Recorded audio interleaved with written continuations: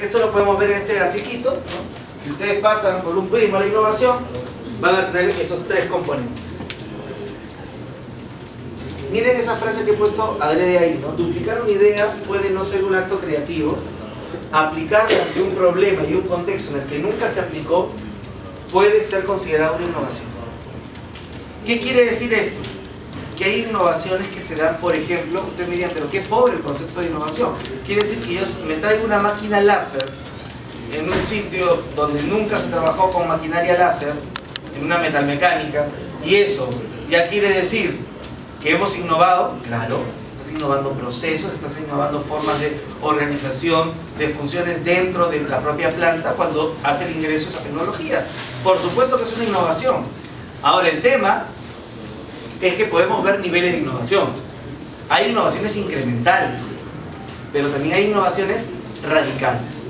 Las innovaciones incrementales son aquellas que plantean la lógica de mejora continua, ¿sí? Entonces, posicionémonos claramente en el tema. Si estamos hablando de gestión pública, no le podemos pedir al servidor civil que se invente la pólvora todos los días.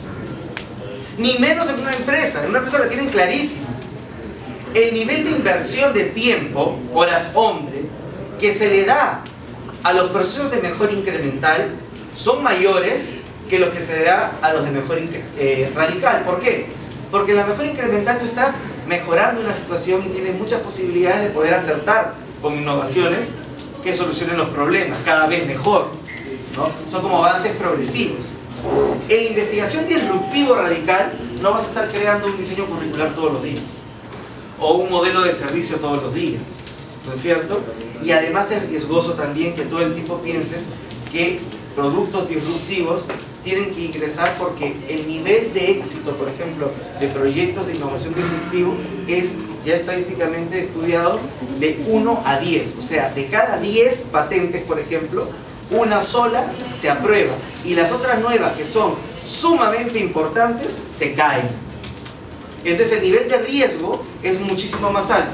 Eso quiere decir, no hay que invertir en innovación disruptiva, por el contrario, hay que invertir, pero de manera inteligente. Tienes que gestionar tiempos dentro de una organización, más aún en el sector público, para que tu cotidianidad a nivel de cumplimiento de funciones no se vea perjudicada, pero se asigne un espacio productivo y constructivo para la generación de mejora continua, y en algunos momentos del año poder tener espacios de equipos que se articulen para proyectos disruptivos.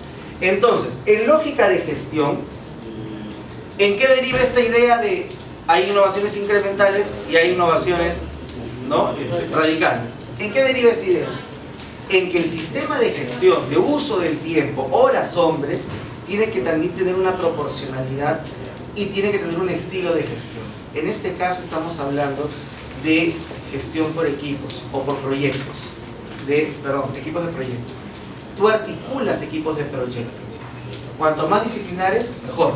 Pero articulas equipos de proyectos como escuadrones especializados tipo SWAT, ¿ya?, para proyectos disruptivos.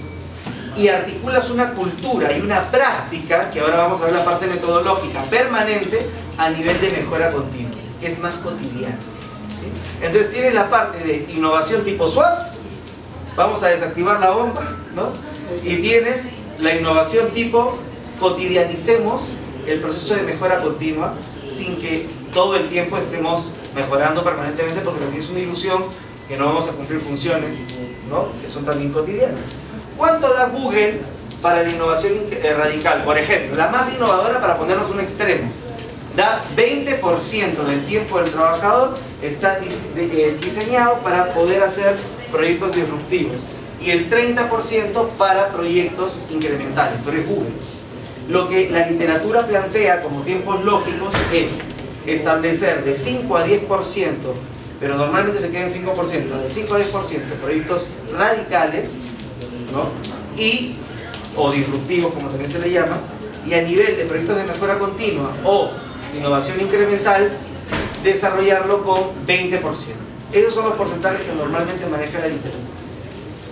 Entonces, ¿cómo esto se trabaja en el tema de gestión pública? El Ministerio de Obras de Canadá, por ejemplo, tiene una perspectiva sumamente interesante, porque ellos tienen que hacer proyectos, obras, ¿no?, proyectos permanentemente, pero son proyectos que implican trabajos cooperativos con distintos actores y necesitan metodologías ágiles de trabajo. Entonces lo primero que ellos dicen es, perfecto, asignemos un tiempo para proyectos grandes que sean disruptivos, pero también agilicemos el tiempo.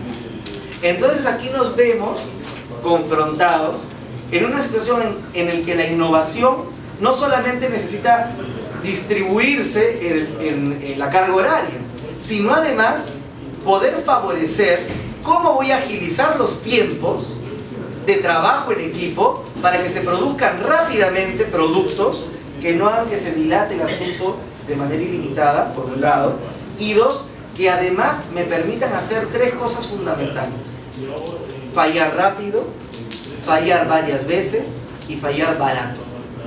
Son las tres cosas clásicas que tiene el pensamiento contemporáneo sobre el tema de la innovación a nivel de la cultura del experimentador. Tú ya no le puedes pedir el plan infalible al servidor civil. ¿Cuál es tu plan? A ver, dímelo. Este es mi plan. Perfecto. Bueno, a mí me parece que hay ajusta tales cosas y ya, procede.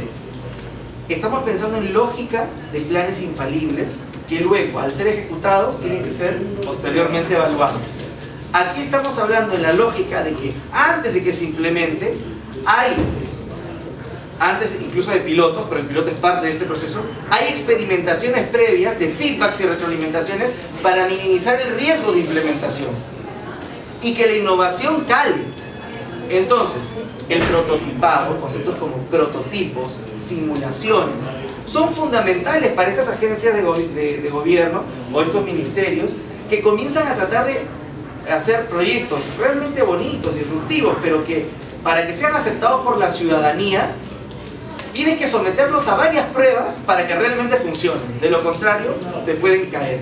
En los ministerios de cultura, en lo que son las políticas culturales, cuando fomentan, por ejemplo, en coordinación con el Ministerio de Educación en España, el tema de la lectura y los libros, que todo el mundo siempre lo cita, ¿no es cierto?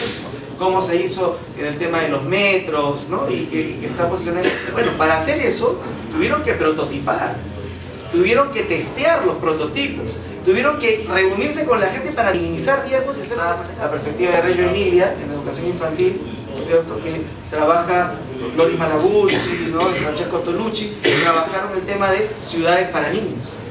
Los colegios participan del diseño de la ciudad, pero ¿cómo hace el gobierno local para poder trabajar arquitectos con niños?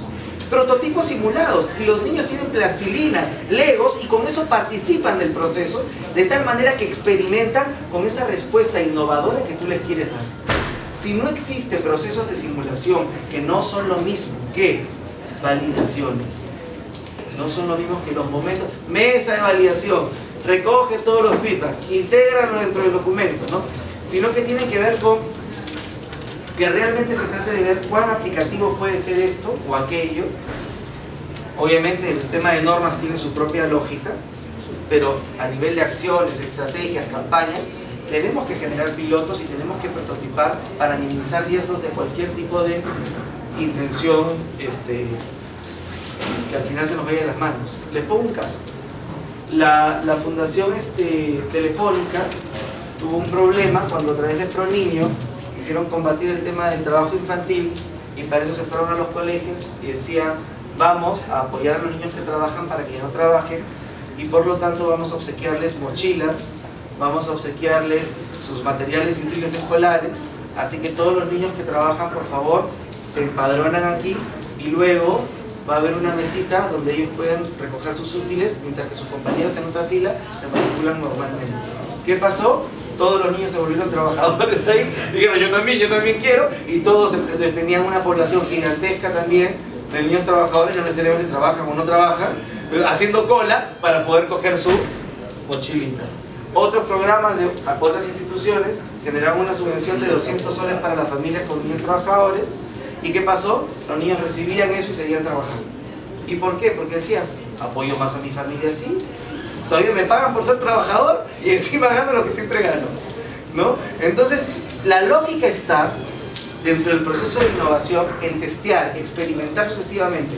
Pero ahora le voy a agregar un componente más dentro de lo que el día de hoy vamos a trabajar como innovación centrada en personas: la empatía. Si tú no entiendes cuál es el usuario o la audiencia a la que te diriges, ni tienes vínculo con ese tipo de audiencia, muy probablemente las medidas políticas que se den se van a caer, se van a derrumbar. Y esto responde a los enfoques latinoamericanos que teníamos desde hace tiempo con las estrategias participativas de co-construcción de políticas locales, públicas. Y siempre decimos, hay que construir desde y con la gente, pero qué difícil son esos procesos. Perfecto, pero más allá de pensar que se logren grandes consensos con 300 personas de distintos lados, de distintas localidades, lo que tenemos que pensar es comprender a las personas de esas localidades, sin que nos importe tener grandes muestras que avalen nuestros lineamientos políticos o nuestras políticas públicas, ¿sí? Por ejemplo, es distinto preguntarle a alguien, ¿te parece bien este lineamiento? Sí, no, tipo encuesta, que preguntarle, ¿qué te parece? ¿Por qué? ¿Cómo lo harías tú? ¿Cómo lo redactarías tú? ¿Qué es lo que se te hace difícil? Es decir, que nuestro centro en elaboración de políticas públicas no esté en que el otro nos valide con un check o con un dedo bajo, sino que sea parte del proceso de entender lo que él valora.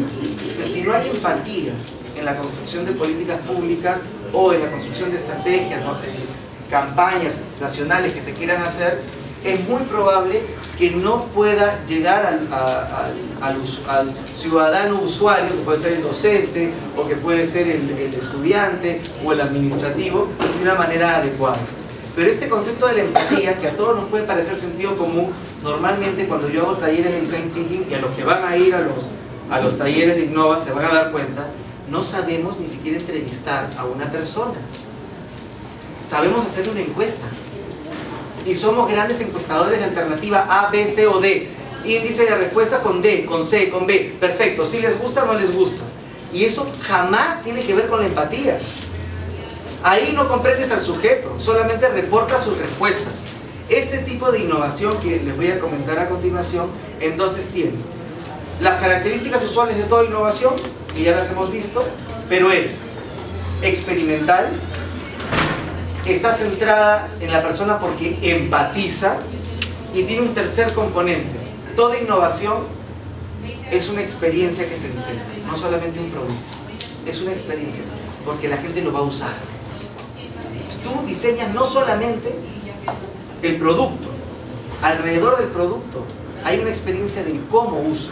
Es como el material educativo. Si solo te centras en repartir material educativo bonito y piensas que tu diseño innovador puede hacer ese material, te olvidaste de lo central. Lo central no es el material, sino el uso del material. Es una experiencia la que uno diseña para el ciudadano, para el educando, tanto a nivel normativo, a nivel de políticas, a nivel de estrategias, a nivel de sistemas de acompañamiento, a nivel de modelos educativos.